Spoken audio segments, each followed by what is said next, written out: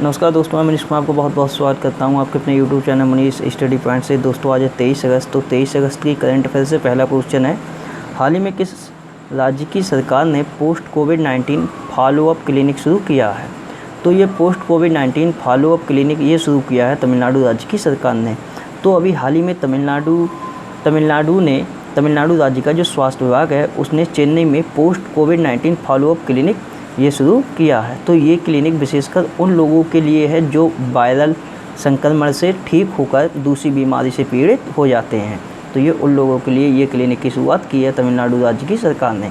बात करेंगे तमिलनाडु की, तो राजधानी चेन्नई में है। मुख्यमंत्री हैं ई के पलानीस्वामी, राज्यपाल हैं यहाँ के बनवारी लाल पुरोहित, और जो तमिलनाडु का हाईकोर्ट है उसके मुख्य न्यायाधीश हैं अमरेश्वर प्रताप शाही। वहीं बात करेंगे तो अभी जो WHO की मुख्य वैज्ञानिक हैं जिनका नाम है सौम्या स्वामीनाथन, तो उनके लिए अभी हाल ही में तमिलनाडु मुख्यमंत्री के विशेष पुरस्कार से सम्मानित भी किया गया था।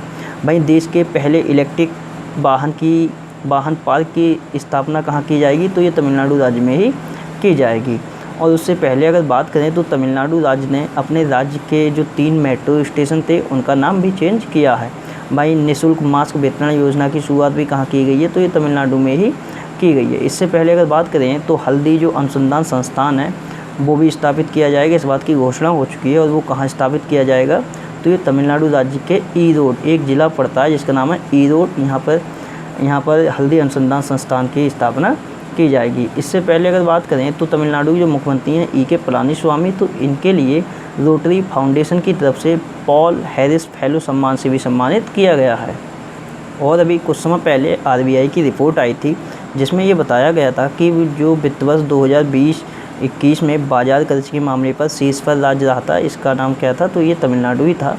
और तमिलनाडु से ही बिलोंग करते हैं भारत के जो अभी कुछ समय पहले 66 में ग्रैंड मास्टर बने हैं, इनका नाम है जी आकाश। उससे पहले अगर बात करें तो जूनियर वकीलों को 3000 रुपये मासिक स्कॉलरशिप देने की घोषणा की थी तमिलनाडु राज्य की सरकार ने। और तमिलनाडु के एक टेनिस खिलाड़ी हैं जिनका नाम है निकी पूनाचा, तो उनके लिए अभी ITF पुरुष खिलाड़ी पैनल में भी शामिल किया गया है।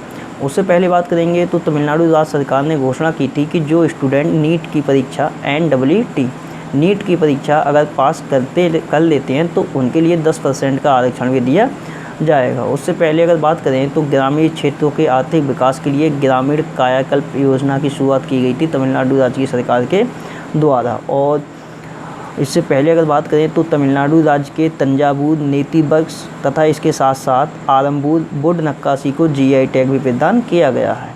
उससे पहले अगर बात करें तो तमिलनाडु राज्य की सरकार ने अपने राज्य के जितने भी सरकारी कर्मचारी थे जिनकी सेवानिवृत्ति की आयु 58 वर्ष घोषित की थी, उनकी बढ़ाकर कितनी कर दी है? तो ये 59 वर्ष कर दी है।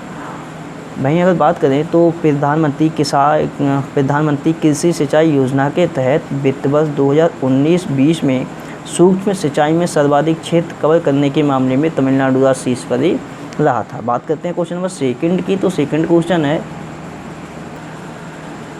हाल ही में सद्भावना दिवस कब मनाया गया है? तो हाल ही में ये सद्भावना दिवस ये प्रत्येक वर्ष मनाया जाता है 20 अगस्त के लिए। और 20 अगस्त के लिए क्यों मनाया जाता है? तो जो भारत के पूर्व प्रधानमंत्री थे और सबसे यंगेस्ट जो प्राइम मिनिस्टर थे भारत के, राजीव गांधी, तो उनकी जयंती होती है 20 अगस्त के लिए।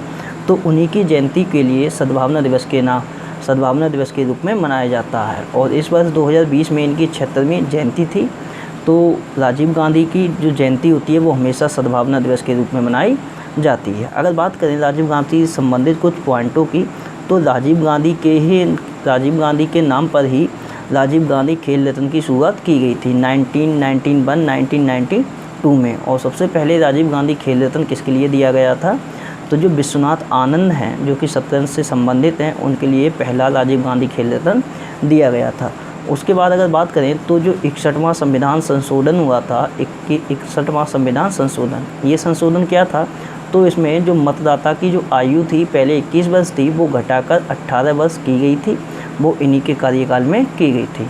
उससे पहले अगर बात करें तो ग्रामीण बच्चों के लिए जो नवोदय विद्यालय खुले हैं वो इन्हीं के समय में इन्हीं के द्वारा खोले गए थे, राजीव गांधी जी के ही द्वारा।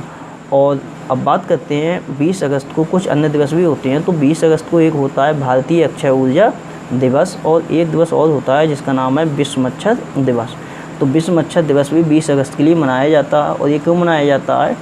तो जो ब्रिटेन के एक डॉक्टर थे जिनका नाम था रोनाल्ड रॉस इनका नाम था। सबसे पहले इन्होंने 20 अगस्त 1897 में ये पता लगाया था कि जो मादा मच्छर होता है तो उसके काटने से व्यक्ति में मलेरिया रोग का संचार होता है। बात करेंगे क्वेश्चन नंबर 3 की। तो क्वेश्चन नंबर 3 है, हाल ही में मुथूट फाइनेंस ने कोविड-19 कवर देने के लिए किसके साथ समझौता किया है? तो हाल ही में मुथूट फाइनेंस ने कोविड-19 कवर देने के लिए एक समझौता किया है कोटक जनरल इंश्योरेंस के साथ। तो अभी मुथूट फाइनेंस ने 1 लाख रुपए तक का कोविड-19 कवर देने के लिए कोटक जनरल इंश्योरेंस के साथ समझौता किया है। बात करें इस कवर की, तो ये कवर केवल मुथूट फाइनेंस से गोल्ड लोन लेने वाले लोगों के लिए ही है। मतलब कि जो लोग मुथूट फाइनेंस से गोल्ड लोन लेते हैं तो उनके लिए 1 लाख रुपए का कोविड-19 कवर दिया जाएगा। बात करें अगर मुथूट फाइनेंस की, तो इसका मुख्यालय कोच्चि केरल में है और इसके एमडी हैं जॉर्ज अलेक्जेंडर मुथूट। बात करते हैं क्वेश्चन नंबर 4 की। तो क्वेश्चन नंबर 4 है, हाल ही में digital quality of life index 2020 में भारत किस स्थान पर रहा है? तो हाल ही में एक ऑनलाइन प्राइवेसी सॉल्यूशन प्रोवाइडर है जिसका नाम है सर्वसार्प लिमिटेड। तो हाल ही में online privacy solution provider Surfshark limited के द्वारा ये इंडेक्स जारी किया गया है जिसका नाम है digital quality of life index 2020। तो इसमें विभिन्न प्रकार के इसमें इंडेक्स जारी किए गए हैं। तो और अगर बात करें यहाँ पे digital quality of life index 2020 की, तो इसमें भारत रहा है 57वें नंबर पर और पहले नंबर पर रहा है डेनमार्क और सेकंड स्थान पर रहा है स्वीडन। और इस इंडेक्स में और भी इंडेक्स हैं, जैसे इंटरनेट गुणवत्ता के मामले में अगर बात करें तो भारत है 79 पे। वहीं बात करें अगर गवर्नमेंट के मामले में भारत की रैंक की बात करें तो भारत है 15वें स्थान पर। और बात करें इंटरनेट यूजर्स के मामले में तो भारत है इसमें 10वें स्थान पर और इसमें है ये 57वें स्थान पर। बात करते हैं क्वेश्चन नंबर 5 की। तो 5वां क्वेश्चन है, हाल ही में संसद के स्पीकरों के 5वें विश्व सम्मेलन में भारत का प्रतिनिधित्व किसने किया है? तो हाल ही में विभिन्न देशों के जो संसद होती हैं उनके स्पीकरों द्वारा ये विश्व सम्मेलन हुआ था और इसमें जो भारत की तरफ से नेतृत्व किया था वो किया था लोकसभा अध्यक्ष ओम बिरला जी ने। तो लोकसभा अध्यक्ष ओम बिरला जी के द्वारा इस सम्मेलन में पार्टिसिपेट किया गया था और ये पूर्ण रूप से वर्चुअली रूप से आयोजित किया गया था। और इस बार इसकी थीम भी रखी गई है। इसकी थीम थी parliamentary leadership for more effective multilateralism. क्या थी? तो parliamentary leadership for more effective multilateralism. बात करते हैं क्वेश्चन नंबर 6 की। तो 6 क्वेश्चन है, हाल ही में केंद्र सरकार ने सरकारी नौकरियों के लिए सिर्फ एक परीक्षा देने के लिए किसका गठन किया है? काफ़ी इम्पोर्टेंट है ये क्वेश्चन।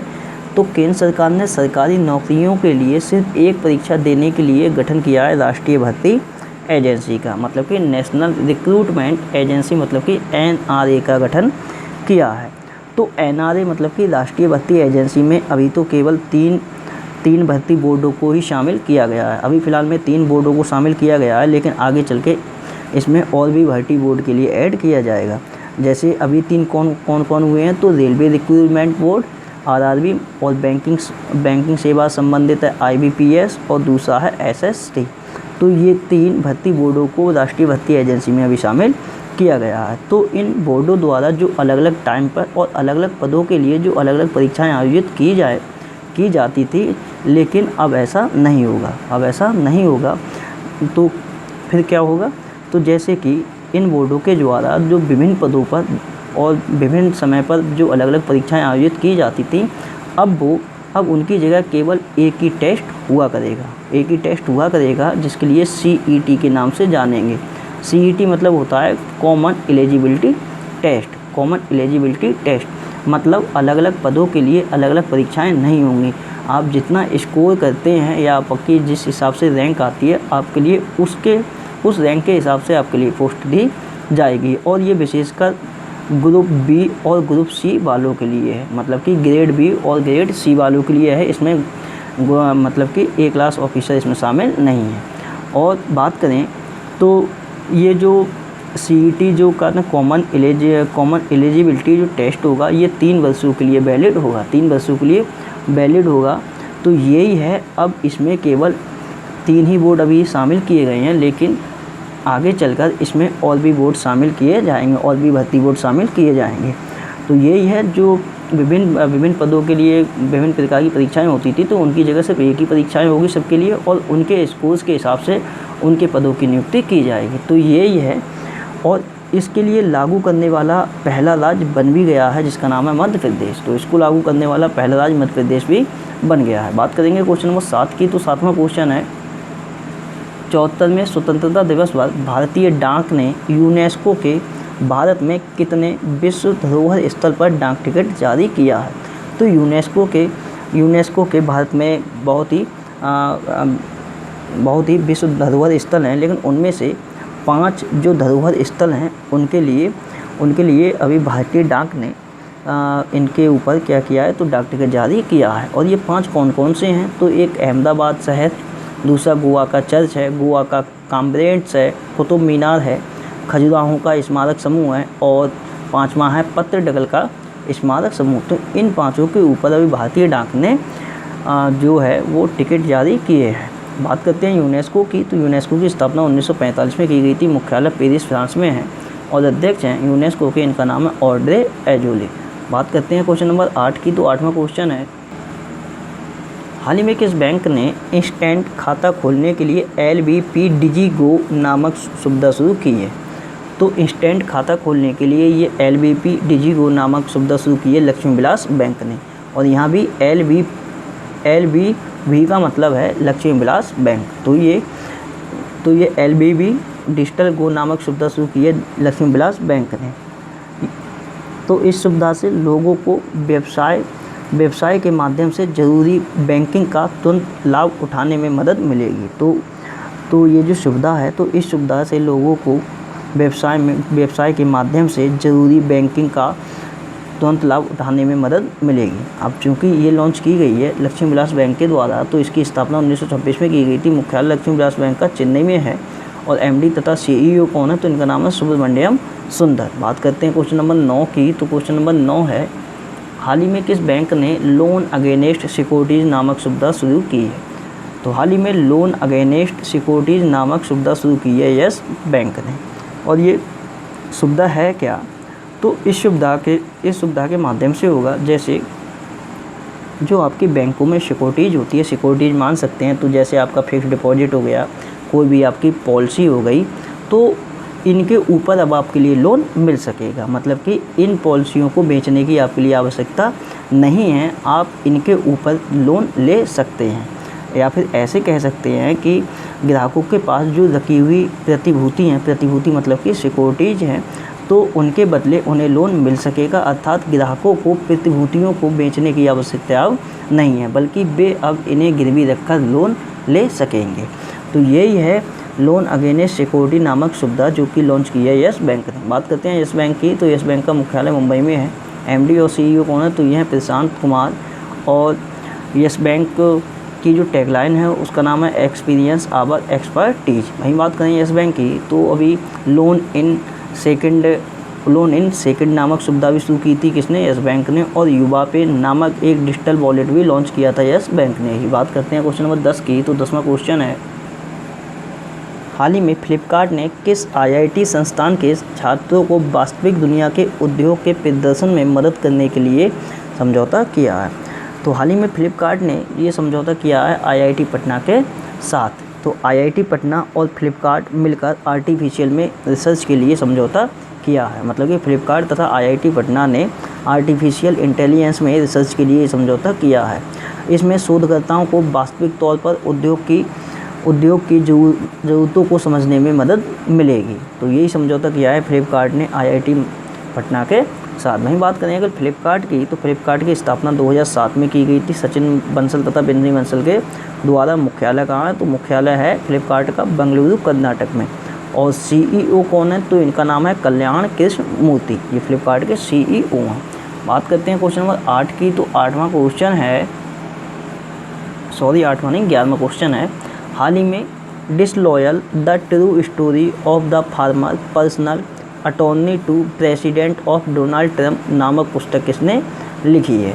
तो ये एक पुस्तक लिखी गई है हाल ही में जिसका नाम है disloyal the true story of former personal attorney to president of Donald Trump. तो ये पुस्तक लिखी है माइकल कोहेन ने। और ये जो पुस्तक है ये पुस्तक सितंबर 2020 में इस पुस्तक को रिलीज़ किया जाएगा। बात करते हैं क्वेश्चन नंबर 12 की। तो 12वां क्वेश्चन है, हाल ही में आईसीसी द्वारा जारी टेस्ट बल्लेबाजों की रैंकिंग में कौन शीर्ष पर रहे हैं? तो हाल ही में आईसीसी ने टेस्ट बल्लेबाजों की रैंकिंग जारी की है और इस रैंकिंग में जो शीर्ष पर रहे हैं वो रहे हैं स्टीव स्मिथ। वहीं बात करें जो भारत के खिलाड़ी हैं विराट कोहली इस रैंकिंग में द्वितीय स्थान पर रहे हैं, मतलब कि सेकंड स्थान पर रहे हैं। अब चूँकि ये रैंकिंग है ये जारी की है आईसीसी ने, तो आईसीसी की फुल फॉर्म होती है इंटरनेशनल क्रिकेट काउंसिल। इसकी स्थापना 1909 में हुई थी। मुख्यालय कहाँ है? दुबई में है। और इस वर्ष जो आईपीएल का जो 13वां संस्करण है उसका भी आयोजन कहाँ किया जाएगा? तो ये दुबई में ही किया जाएगा। और चेयरमैन है आईसीसी के इमरान ख्वाजा। ये अंतरिम चेयरमैन के रूप में कार्यरत हैं, क्योंकि जो शशांक मनोहर थे इनसे पहले जो चेयरमैन उन्होंने अपने पद से इस्तीफा दे दिया था, तो इंतरिम चेयरमैन के रूप में इमरान ख्वाजा कार्यरत हैं। और सीईओ हैं आईसीसी के मनु साहनी। अगर आईसीसी की बात करें तो आपके लिए पता होगा कि आईसीसी के जो अंतर्राष्ट्रीय एम्पायरों का जो पैनल है अभी उसमें एक एम्पायर शामिल हुए हैं। उनका क्या नाम है? तो उनका नाम है KN अंततः पद्मनाभन। और इससे पहले बात करें तो आईसीसी एलीट पैनल में शामिल हुए थे, उनका क्या नाम था? तो उनका नाम था नितिन मेनन उनका नाम था। बात करते हैं नेक्स्ट क्वेश्चन। तो नेक्स्ट क्वेश्चन है, हाल ही में जारी रिपोर्ट के अनुसार जैविक किसानों की संख्या के मामले में कौन शीर्ष पर है? तो हाल ही में केंद्रीय कृषि मंत्रालय के द्वारा ये ये रिपोर्ट जारी की गई है। और इस रिपोर्ट में ये बताया गया है कि जैविक खेती को अपनाने वाले जो किसान हैं उनकी सबसे ज़्यादा संख्या कहाँ पे है? तो सबसे ज़्यादा संख्या है भारत में। तो जैविक खेती को अपनाने वाले किसानों की जो संख्या है वो सबसे ज़्यादा कहाँ पे है? तो भारत में है। वहीं बात करें कि पूरी तरह से जैविक खेती अपनाने वाला भारत का पहला स्टेट कौन सा बना था, मतलब कि पहला राज्य कौन बना था? तो वो बना था सिक्किम। वहीं बात करें द्वितीय राज्य की, तो वो कौन बना था? तो वो त्रिपुरा बना था। और तीसरा बना था कौन सा? तो उत्तराखंड। तो भारत का पहला राज्य जिसने कि जैविक खेती को सबसे पहले अपनाया था तो वो सिक्किम है। और जैविक खेती को अपनाने वाले में, मतलब कि जैविक खेती को अपनाने वाले जो किसान हैं उनकी सबसे ज़्यादा संख्या किस देश में है? तो वो भारत में ही है। इन्हें जैविक किसान भी बोलते हैं। बात करते हैं क्वेश्चन नंबर 14 की। तो 14वां क्वेश्चन है, हाल ही में किसने भारत में कोरमो ऐप लॉन्च किया है? तो हाल ही में भारत में कोरमो ऐप लॉन्च किया है गूगल ने। तो गूगल ने भारत में रोजगार के अवसर को बढ़ावा देने के लिए अपने कोरमो ऐप को लॉन्च किया है। और बात करें अगर गूगल की, तो गूगल की स्थापना 1998 में की गई थी। मुख्यालय कैलिफोर्निया में है। और गूगल के सीईओ हैं सुंदर पिचाई। और गूगल ने कुछ समय पहले सोशल डिस्टेंसिंग को बढ़ावा देने के लिए एक मोबाइल ऐप लॉन्च किया था। और इस मोबाइल का ऐप का नाम था सोडर। उसके बाद उससे पहले गूगल ने जो दृष्टिबाधित लोग होते हैं तो उनके लिए एक वर्चुअली कीबोर्ड लॉन्च किया था। और उस कीबोर्ड का क्या नाम था? तो उस कीबोर्ड का नाम था टॉक बैक।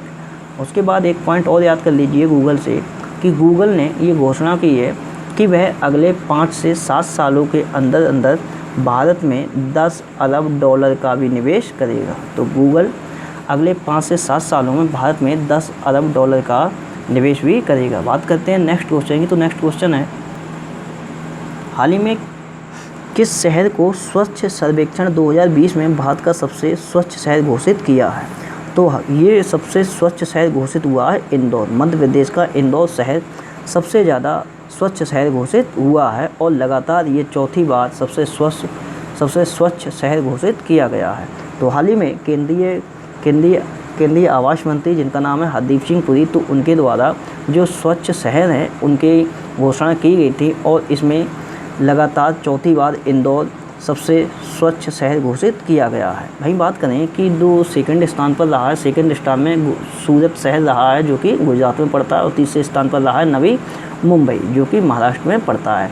सो सबसे स्वच्छ शहर कौन घोषित हुआ है? तो ये इंदौर लगातार चौथी बार हुआ है ये। वहीं बात करें अगर राज्यों की बात करें तो जिन राज्यों में 100 से अधिक शहर हैं, मतलब कि जिन राज्यों में 100 से अधिक शहर हैं, वो मतलब कि यहाँ में लिखा भी है कि 100 से अधिक शहरों वाले राज्य में सबसे स्वच्छ जो राज्य है वो घोषित किया गया है छत्तीसगढ़ के लिए। भाई बात करें 100 से कम शहरों वाले राज्यों में सबसे जो स्वच्छ शहर है, स्वच्छ राज्य, सॉरी शहर नहीं, स्वच्छ राज्य जो है वो घोषित किया गया है झारखंड के लिए। भाई बात करें गंगा किनारे स्थित सबसे स्वच्छ शहर कौन सा है, तो वो कौन सा है, तो वो वाराणसी है, लेकिन इतना इम्पोर्टेंट नहीं है ये। भाई बात करें ये जो इंदौर सबसे स्वच्छ है, तो सबसे गंदा कौन है, तो सबसे गंदा है पटना। पटना बिहार का पटना शहर सबसे ज़्यादा गंदा घोषित किया गया है इस सर्वेक्षण में। बात करते हैं क्वेश्चन नंबर 16 की। तो 16वें क्वेश्चन में कुछ नियुक्तियाँ हैं। तो हाल ही में एक नियुक्ति की गई है, तो इसमें डोमिनिकन रिपब्लिक के नए राष्ट्रपति नियुक्त किए गए हैं। इनका नाम है लुइस रोडल्फो अबिनादर कोरोना।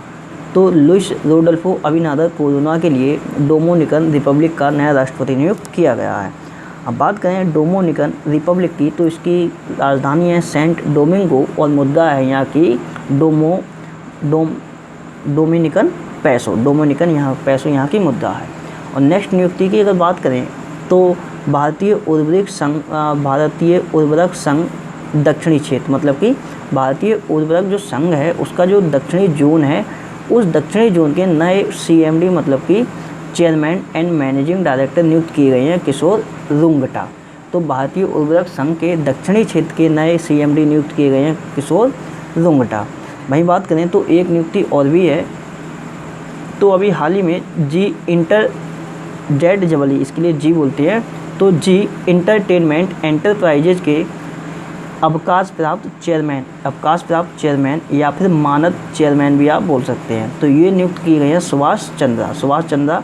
ये जी इंटरटेनमेंट एंटरप्राइजेज के संस्थापक भी हैं। तो ये जी इंटरटेनमेंट एंटरप्राइजेज के अवकाश प्राप्त चेयरमैन या फिर मानद चेयरमैन के रूप में नियुक्त किए गए हैं। बात करें ये अवकाश प्राप्त चेयरमैन या फिर मानद चेयरमैन, इसका क्या मतलब है, तो सुभाष चंद्र ने जब जी इंटरटेनमेंट एंटरप्राइजेज की स्थापना की थी, कब, 1992 में। तो 1992 से ही ये इसके कौन थे, तो ये इसके चेयरमैन थे।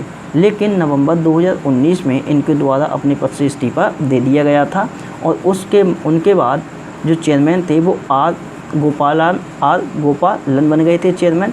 लेकिन अब ये रिटायर तो हो गए थे, मतलब कि इस्तीफा देने के बाद ये इन्होंने पुनः से, मतलब कि रिटायर होने के बाद इन्होंने पुनः चेयरमैन का पद ग्रहण किया है। तो इसीलिए इनके लिए बोला जा रहा है अवकाश प्राप्त चेयरमैन या फिर मानद चेयरमैन। अगर अवकाश प्राप्त चेयरमैन आएगा ऑप्शन तो सुभाष चंद्र ऑप्शन सही है, और केवल चेयरमैन पूछा जाएगा तो केवल चेयरमैन है आर गोपालन। बात करेंगे कल जो क्वेश्चन पूछे थे उनके आंसरों की। तो कल आपसे पहला क्वेश्चन था स्पेनिश ग्रांड प्रिक्स 2020 के विजेता कौन थे, तो इनका नाम था लुइस हैमिल्टन। ये मर्सिडीज कंपनी की गाड़ी चलाते हैं और ये ब्रिटेन से बिलोंग करते हैं। दूसरा क्वेश्चन था कोविड-19 वैक्सीन की खरीद तथा प्रबंधन के लिए एक समिति गठित की गई है, किसकी अध्यक्षता में, तो इनका नाम है BK पॉल। ये नीति आयोग के सदस्य भी हैं। तीसरा क्वेश्चन था तमिलनाडु मुख्यमंत्री का विशेष पुरस्कार से किसे सम्मानित किया गया है, तो ये WHO की मुख्य वैज्ञानिक है, इनका नाम है सौम्या स्वामीनाथन।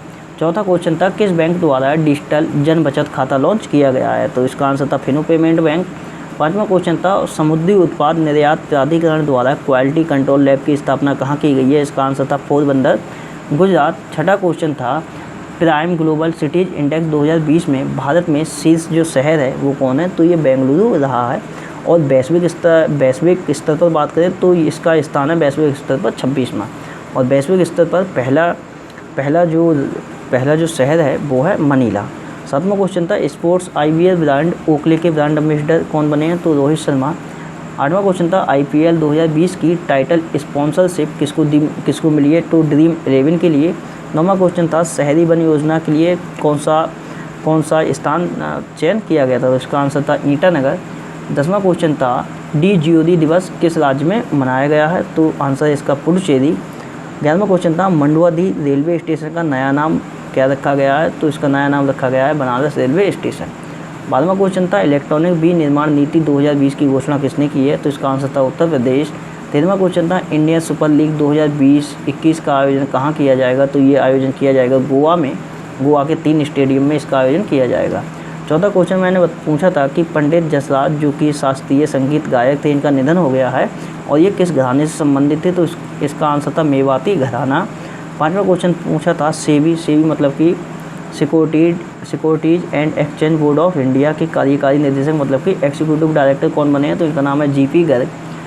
16वां क्वेश्चन था बॉर्डर सिक्योरिटी फोर्स के नए डायरेक्टर जनरल मतलब कि महानिदेशक कौन बने, तो इनका आंसर था राकेश अस्थाना। और 17वां क्वेश्चन था मेघालय के नए राज्यपाल के रूप में किसे नियुक्त किया गया है, इनका आंसर सत्यपाल मलिक।